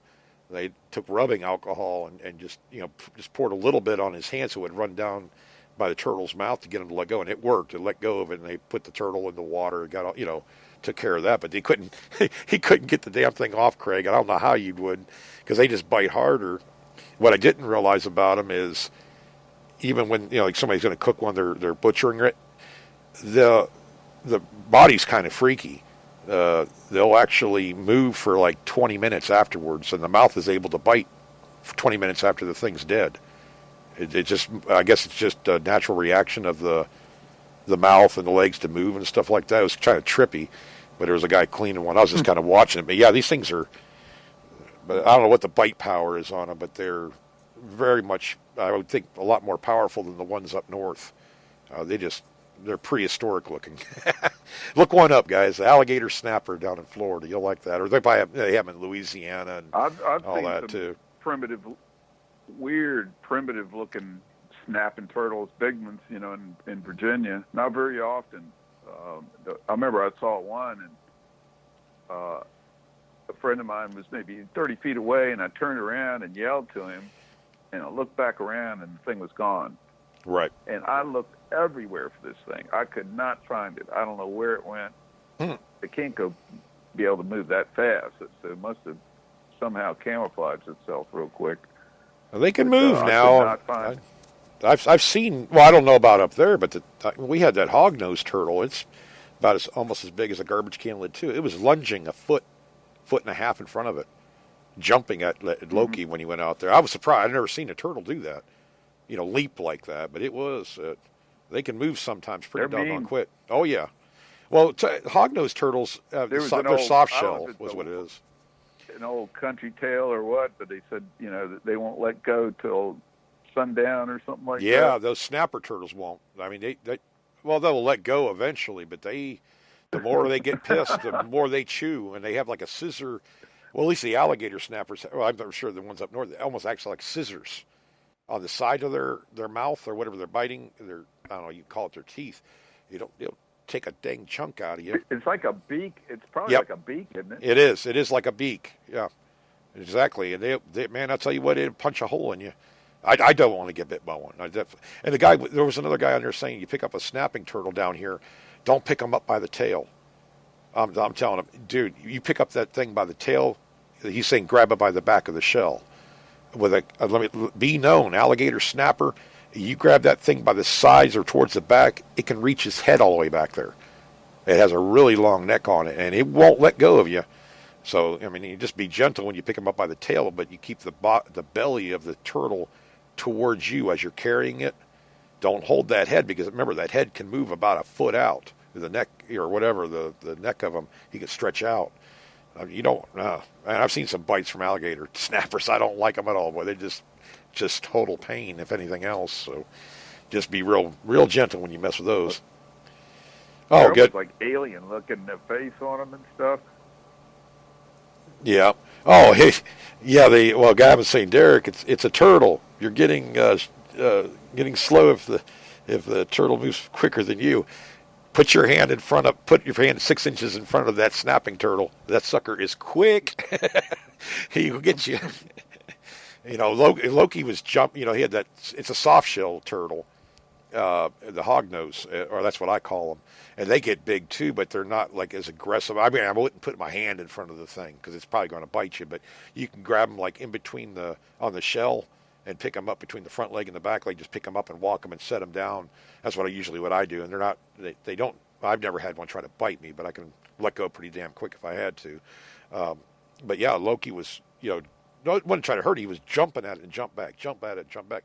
It was snapping to him and almost getting him. So they can be pretty quick. The little box turtles, the red ear turtles, that stuff, I don't really worry about too much. But the snappers, they seem to have they've been around for how long, Craig? For a reason. they're tough. Probably look like baby dinosaurs almost. The heads do anyway. The heads do. Just it's like just quick. I mean, I'm not that fast. Now running after me, no, he's not going to run after you, I don't think. But I mean, obviously you can outwalk him is what it amounts to. But as far as the quickness of them, they're pretty quick. So kind of got off topic a little bit, but you do come across these things. I mean, just like snakes and everything else when you're out there hunting. It usually, Craig, I've never had, and maybe I've been lucky. I worry more about hogs than anything else, believe it or not. Only because they do get territorial, especially get between the mamas and the babies, the piglets there. Those mamas are, I've never had one charge me, but I've heard of people saying they've had them. They're very, very protective of their young kind of thing. But I worry more about that than I do water moccasins or gators or whatever. I think I can control that situation a little bit better, not just be smart about it, when I get near the water or whatever. But then again, look at the gator in the yard. I mean, I never expected to find a gator in my yard. Never had it happen before, but yeah, I guess you got to be careful everywhere. But out detecting, I usually don't. I might see a snake or two, but I haven't really seen a, well, I guess what year or so ago, Craig, I ran into a rattlesnake, but even then I didn't feel threatened by the thing. I knew where it was because it was, I was working the coil and it was right there by the coil. That's what startled it. So I mean, it gives me 3 foot to get away from the thing, anyways, and it just kind of slithers off where it wants to. But I expected more. A little, I worry more about hogs than anything else, only because they're just to me they're unpredictable. You don't know, you might walk right up on them and not even know it. They know where you're at, of course. They're very smart creatures down here. So I know you guys deal with them up there too in Virginia, don't you? You have wild hogs up there, I would think, or I know North Carolina I haven't heard does. of them around here. Mm-hmm. I really haven't heard of them. We have bears up here, Right. but they seem to. It was some lady was mauled right down the street about 4 years ago. She went out to get the newspaper, I think, or get in her car and got between a cub and a bear. Damn, these and their mamas are. But from what the people I've talked to say, they haven't. Well, that's good. Well, it was actually about 2 miles from here. There was I heard an alert that there was a bear dead on the side of the road. Right. And they actually showed a picture of it, and it was a pretty big one. Probably 1.5 miles, 2 miles from the house, but it was 80. It was right off it. I guess it tried to cross 81 and got hit, which is a major highway. But there's this huge farms all around. I mean, they just keep going forever. Mostly grazing land, but. Well, I walked up on a panther one time. I was about maybe 200 foot from it. That was enough for me. It's a big cat. I mean, or at least it looked big from where I was at anyway. But it never tried to, I don't know if it probably knew I was there. I don't know. It never really minded me too much. It just kind of walked off. But I also wasn't making a ton of noise neither. But it was a pretty doggone thing, I tell you. I just never had seen. I've seen bobcats and stuff like that, but not panthers. And that was like, I've only ever seen one other one. That was up on I-10. Believe it or not, along the interstate, one standing along the interstate right there. They're a lot bigger than you think they are. At least the one up, both of these ones were, but they're not as common. But I know the cattlemen deal with coyotes and stuff down here than they do, I think, as far as big cats go. At least in this area. But I was really surprised to see one.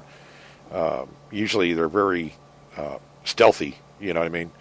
But yeah, so they are out here. I know we have bears just not even 5 miles from our house here, but they're down towards Brooksville, Hernando County area, which is it's down this big hill for Florida, anyways. It goes down with the Coochie State Forest and all that stuff. So we do have bears, but I've never ever seen one in on our side, anyways. Not saying they're not here, but I've never seen one dead on the road or anything like that. But they're getting pushed out of their environments. As building gets more and everything. That's why we had the hog problem this year.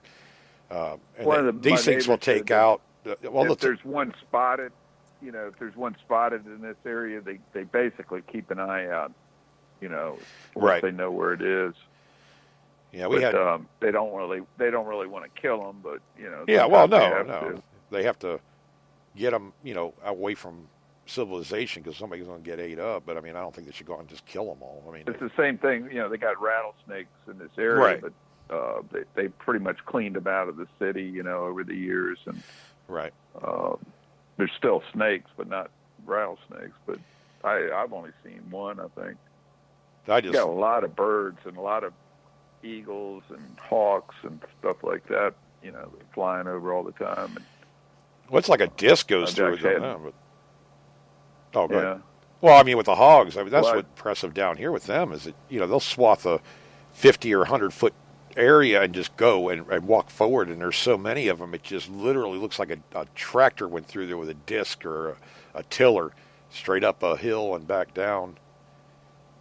40? Okay. Hang on a second, guys. Go ahead, Craig. I answer her question. Mm-hmm. Okay, never mind. I got You know, it. She's packing for. okay. We have a meeting tomorrow over in Orlando, and she was packing some stuff up in case we needed it. So she's asking me what size I wear now, and I don't even know. I'm still dropping weight, which is a good problem, but nothing's fitting me right. So getting down to skinny mini, she said. I'll be a skinny mini in the next year. I don't know. I've dropped. I think I'm down into the probably the low 270s or upper 260s anyways, which is not bad for me at all. I was 355 pounds about 5 years ago, so doing pretty good. So yeah, but everything's growing, Yeah, everything hanging on me. there's a big difference between like 2 years ago when we went to CWTPO. I mean, Yeah, I saw a picture. You know, you've lost a lot. You can tell how much you've lost. yeah. I don't have a pony keg anymore. Beer belly really. I'm it's happening just slowly, but I'm not really Well, trying you're a big either. guy anyway. Yeah, You know.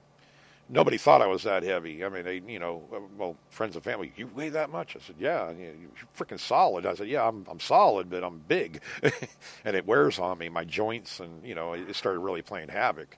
And I don't really diet. I just watch kind of what I'm eating and staying active outside and stuff. That's all I've been doing.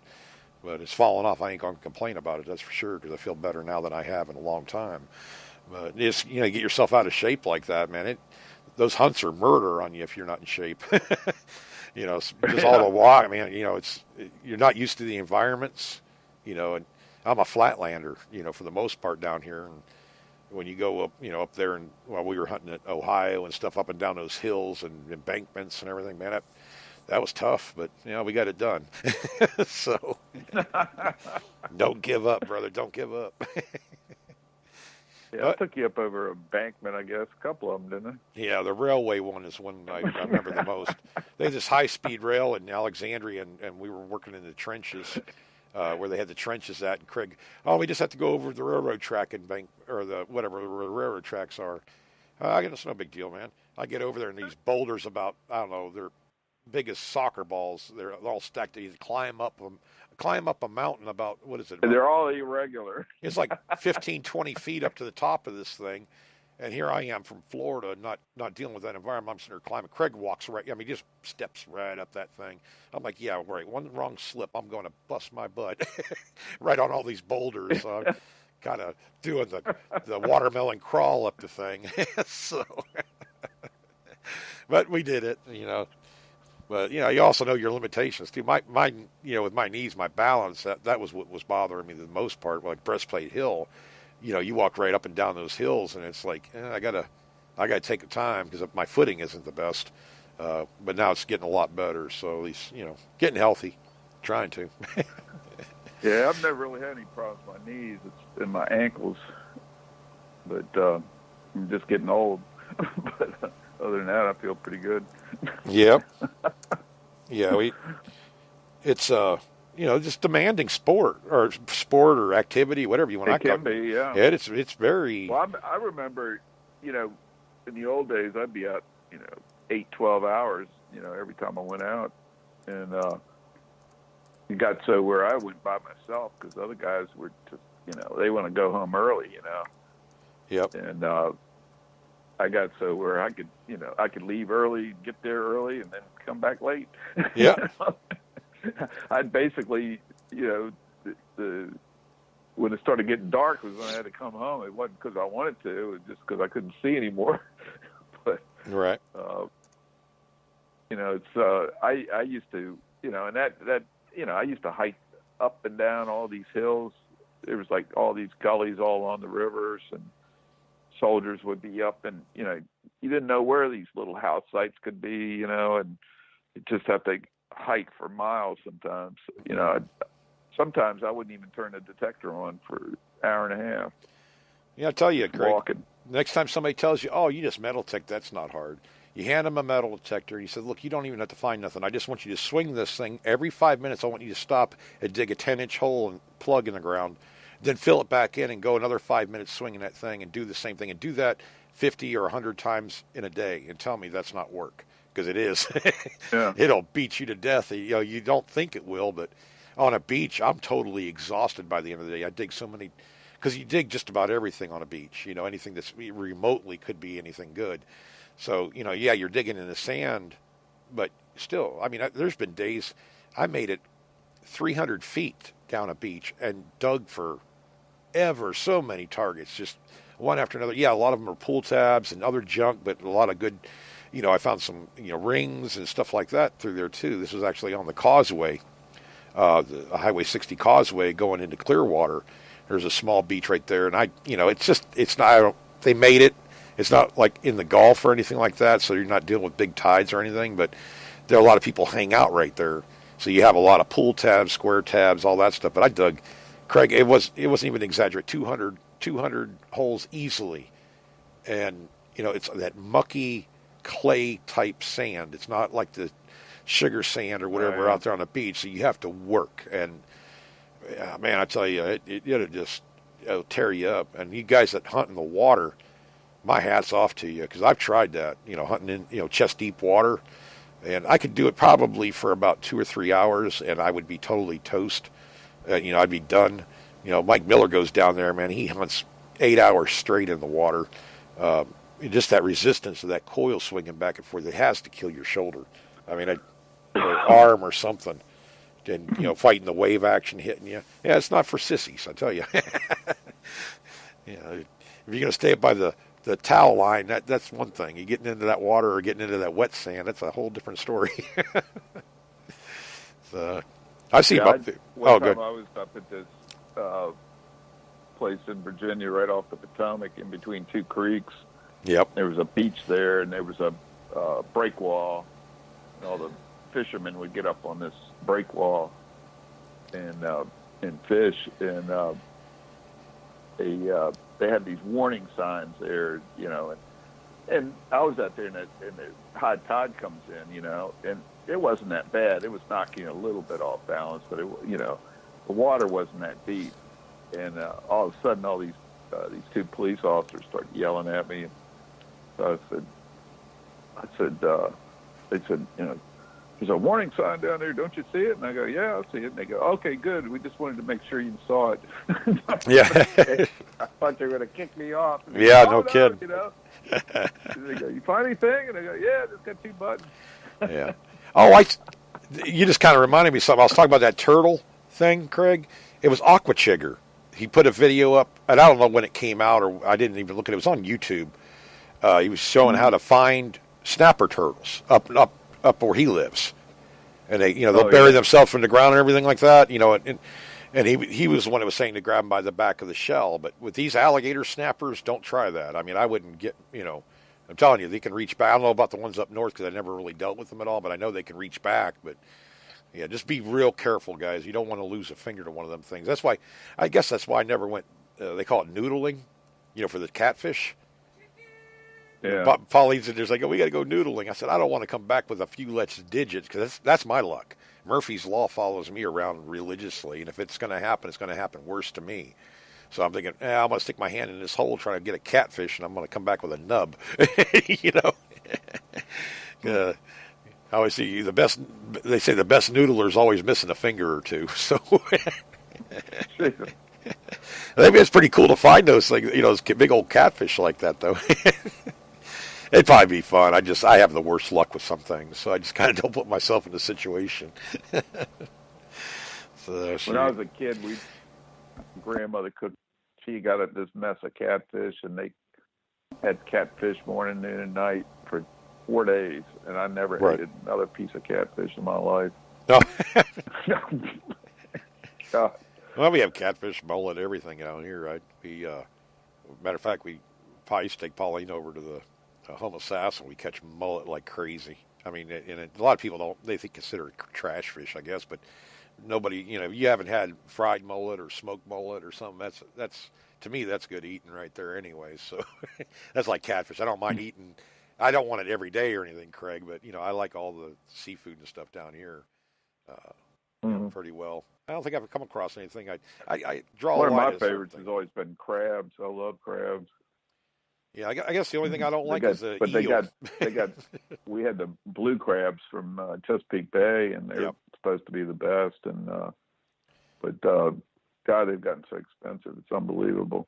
Yeah, I like the stone crab myself down here, but yeah, the only thing They, I don't like is the eel. I just couldn't. I can't get past the eel for some reason. I don't know why.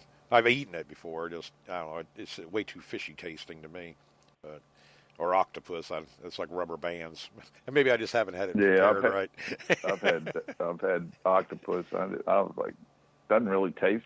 Yeah, it's like a rubber, You like know, it doesn't gristle. have much of a taste either, does it? Yeah, I guess it's how you prepare it or whatever. But where I had it at, it was. Kind of tastes like a piece of plastic, rubber.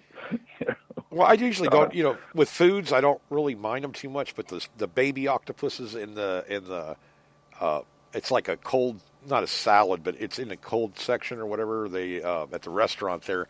I just couldn't. I couldn't do that. I'm like, no, I'm not going to try that one. I don't think. But most of the time, I'll try just about everything. But I don't know. Octopus is just to me. I've never had it prepared right or something. I don't know. I just never had a taste for it at all. But squid and stuff is no big deal. But yeah, as far as everything else, I pretty much tried. I think down here, scallop season right now. I think down here, the actual scallops, but I don't know how well they did this year. We had red tide again down here too. So you guys are water hunting down here. Down, I think it was down near on the west coast of Florida. I think is where my buddy was telling me they had a bunch of fish come in. I don't know if you'd want to be out there.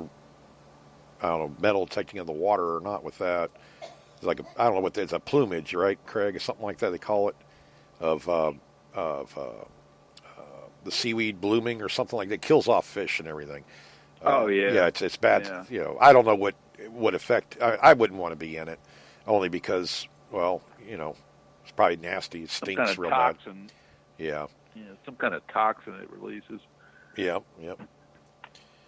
But I was going to tell you that. But shoot, there was a post. Oh yeah, I was asking Gavin. He's on chat right now. Gavin McGregor. If he did any gold prospecting at all in Australia, that's where I guess he's at. And he said back in the '80s, he did a little. That's when electronic prospecting first took off. He can still remember reading in the newspaper seeing a nugget unearthed by a Garrett groundhog. Final weight was 72 pounds. I wouldn't even know. That'd be a happy dance from hell. I'd be a 20-minute happy dance if I ever come across a 72. If I come across a 1-pound nugget, I'd be totally freaking out.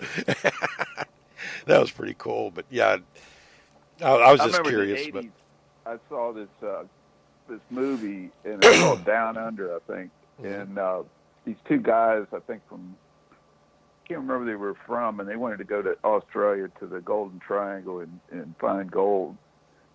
And so they ended up buying about 8 or 9, maybe 10 White's machines, and they took them to Australia with them. And when they got there, they didn't have enough money to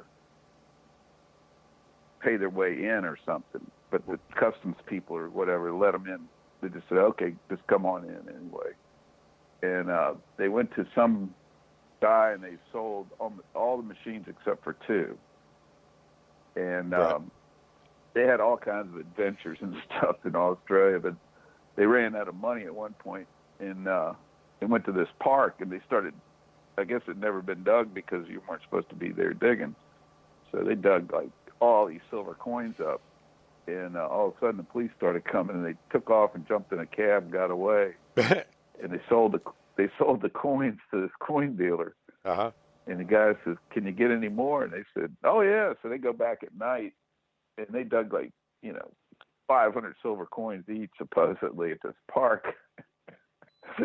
And so they paid for most of their trip, and they ended up going to. They ended up talking to this guy in a bar, and he said he had a spot, and he took them there. And when they went there, the guy was basically in shorts and a T-shirt, and they had long sleeve shirts and jeans on, and they were getting eaten alive by flies. Uh-huh. And so this guy had this mangy dog right next to him, and the dog had flies all over it, but not a single one on the guy. Ah. The dog. He goes, "You guys didn't bring your dogs with you, or something, you know." But anyway, he ended up finding several gold nuggets, and the one guy, he never found any, and the other guy found like I think 4. But anyway, they spent, you know, they hitchhiked rides all over the place. It was crazy, you know, the ventures they went through, and then they eventually, you know, came back to the United States. But they went by some place where this guy found this giant nugget, and it almost sounds like that 70-pound one or something. And supposedly there was a story where the guy found it. He found a crack in the ground, and he loaded it full of explosives and blew this thing up. Holy cow! to try to find, you know, more gold. That's my kind of prospecting right there. Give me some explosives, I'm good. I got to blow some holes in the dirt. This movie came out like probably in the late '80s. Right. But I tried to find the movie later, but I never could find it. So it's probably just, you know, it was in a VCR tape. Yeah. That's how I saw it. Yeah. We were talking VHS. about. Yeah. We were talking about the little octopuses, and Bill Marsh just put on here. My nephew brought some of those home from the buffet once and put them in a mason jar with vinegar and tells folks that he catches them in the river. Little baby octopuses. It probably freaks people out around. That's pretty good. I thought that was funny.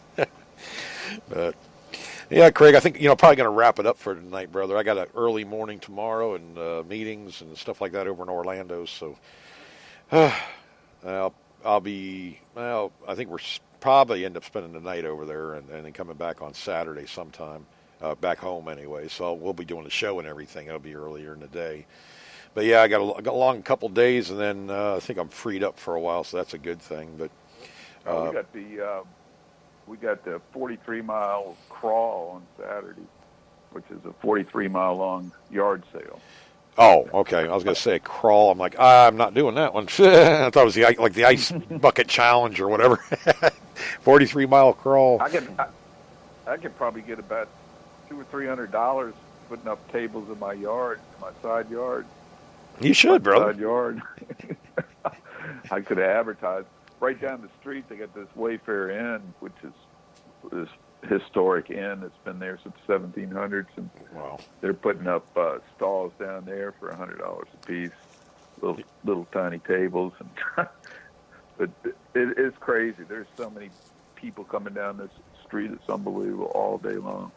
Mm-hmm. I just walked around all day talking to people. I'd just gotten into town when I, just moved into town at the time, and right, got to meet some neighbors and stuff. That's cool. That's pretty cool. But I can see you could have a sale of yours. Deal. You could sell your bullets, Craig. Put your bullets out there. Charge $20 a piece for fired Civil War bullets. Well, you might make it. They go, like 3-ringers and stuff go for $10. Oh, really? I didn't know they were that much anymore. I didn't either. I figure a couple dollars would. $5 at the most. I remember we used to. If you wanted to sell them, it was 50 cents for a round ball and $1 for a 3-ringer. We're getting old. I think $1.75 for Eagle button. I don't know what it. I think an Eagle button goes. A good coat button goes for probably $25 now. Yeah. Yeah, we're getting old. All the prices are going up, and we're complaining about them now. We're getting to be like our fathers. We're turning into our fathers. That's what Pauline said. I get nostalgic when we start watching. I like to keep my treasures. I don't like to sell them. Oh, I know. I just kind of pulling your leg a little bit. I know you don't like to get rid of them. I give stuff away. Oh, the lady across the street went to. She lived in the Dominican Republic, and so she went down there for a visit. Mm-hmm. And I'd given her a little box of Civil War bullets, a little case.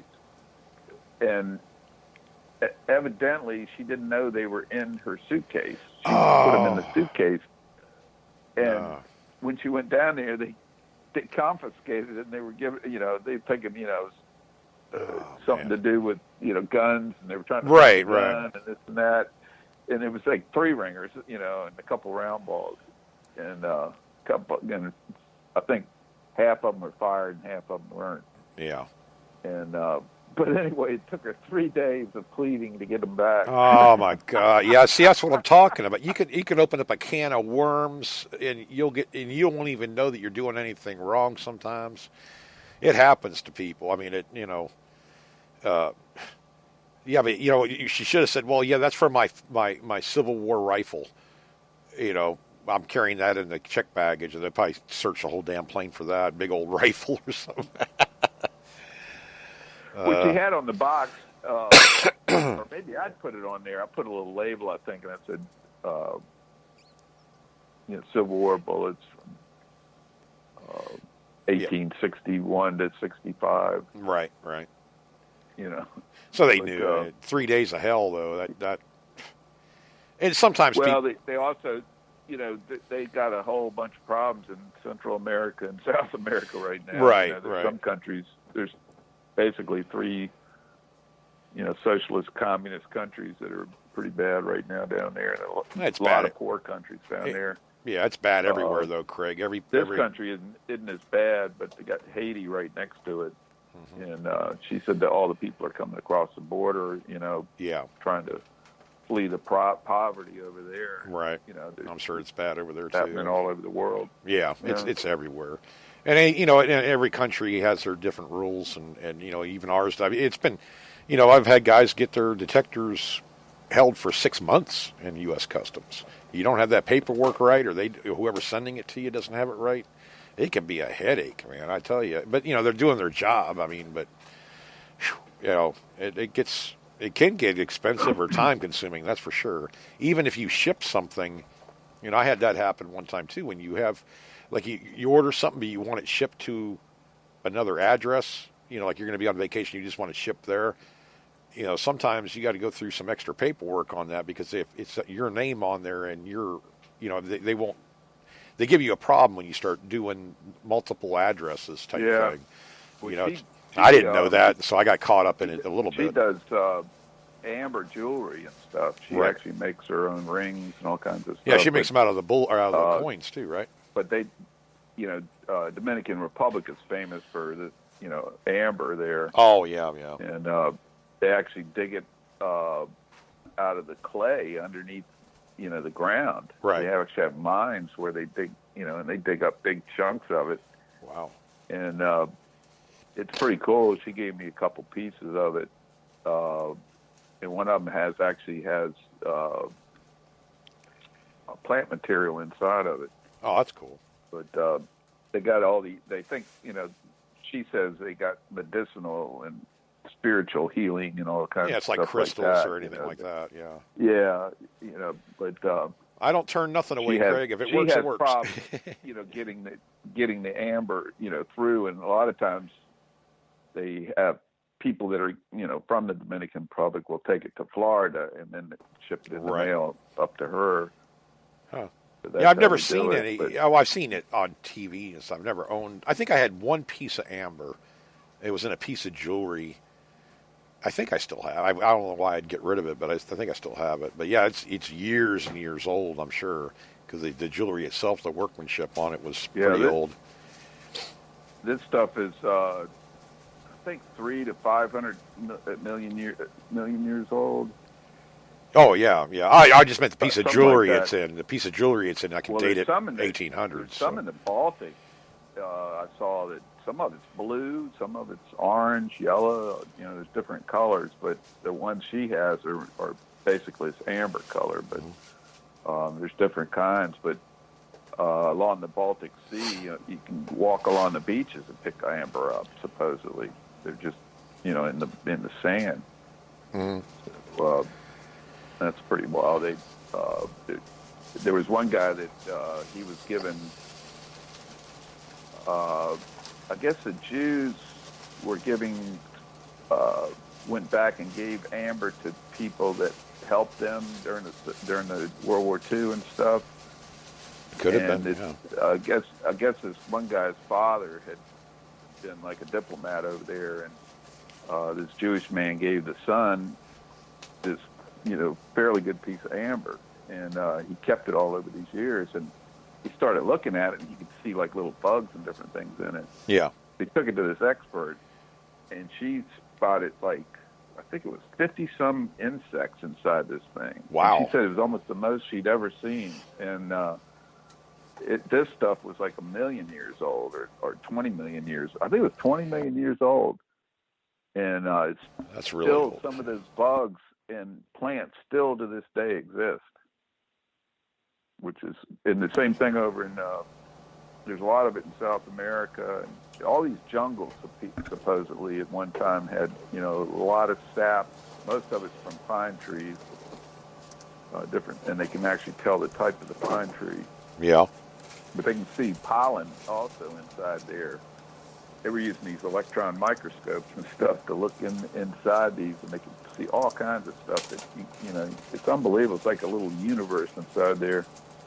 Mm-hmm. Definitely, yeah. But the one I have doesn't have. I think it has an air bubble in it or something like that, but it's not. It doesn't have any kind of insect in it or not. But the reason I know it's old is because of the jewelry it's embedded in. You can tell it's from 1800s. That's the only reason I know it's older that way. But well, it has to be, thousands, hundreds of thousands of years old at least, to be like that. But it's just kind of amazing that they were showing different scenarios. Like they actually found a bird inside one of them one time, and the bird was like, 15 million years old or something. Yeah. Yeah. And that's where Jurassic Park movie came from, all that amber. Yeah. Yeah. That it got trapped in the amber and then probably, fell into the water and drowned, and then it, ended up all these millions of years later found. It's pretty cool. Oh yeah. But the same birds actually exist to this day, and I thought that was pretty crazy. Yeah, I was just going to say on here, Bill put on here, he says, I have a bottle of booze from the Dominican Republic. It has tree bark and all kinds of stuff in it. It starts to sound like apple pie up here, right? Yeah, and he said you should charge by the pound for your lead, right? At your 3-mile crawl. Bullets, they charge them by the pound. Oh, shoot. But yeah, brother, I'm going to probably wrap this thing up for tonight, okay? Because I got to get some sleep and everything. But guys, thanks for listening and getting involved on chat and everything. Make sure you like and follow the shows on Spreaker.com. There's several metal detecting shows. Matter of fact, there's one on, may still be on, or you just come off there. Relics Radio is on, Beyond Sight and Sound on Wednesdays. All Metal Mode on Mondays, and American Relic Roundup on Mondays, and let me see here, we got History Seekers on Tuesdays. So, of course, Hardcore Metal Detecting on Thursdays and Saturday nights. So there's plenty of metal detecting shows and other ones on Spreaker, so check them out. And we'll talk to you on Saturday night. I'll be back in town, and hopefully I won't get any detecting done. Maybe Craig can get outside a little bit. But guys, we'll catch you later, and thanks for listening. Keep digging, and God bless.